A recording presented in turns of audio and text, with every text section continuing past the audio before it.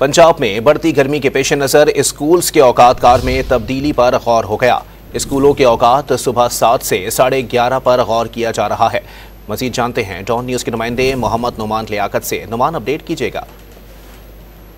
जो गर्मी की शिद्दत है वो बढ़ती जा रही है और स्कूलों के औकात कार जो है इस हवाले से तब्दील करने पर जो फैसला है वो किया जा रहा है। इस हवाले से जो वजीर तालीम पंजाब हैं, इनकी जानिब से ये कहा गया है कि हीट वेव के खदशात के पेश नजर जो स्कूलों के औकात कार हैं इनको तब्दील करने पर गौर कर रहे हैं और सुबह 7 से 11:30 बजे तक के इम्कान है कि औकात कार जो है वो तब्दील कर दी जाए। इसके अलावा हीट वेव की शिद्दत के पेश नजर 5 दिनों में स्कूल बंद करने की ऑप्शन भी जेरे गौर है। इस हवाले से पहले मरहले में स्कूलों के औकात कार कम किए जाएंगे। इसके बाद अगर गर्मी की शिद्दत ऐसे ही रही तो फिर इनके अंदर जो स्कूल बंद करने की ऑप्शन है वो भी जेरे गौर रहेगी। इस हवाले से वज़ीर तालीम का कहना है कि जल्द इस पर फैसला किया जाएगा और इस पर अमल दरामद करने के अहकाम साझा फरमाए जाएंगे। जी, बहुत शुक्रिया नुमान लियाकत अपडेट करने के लिए।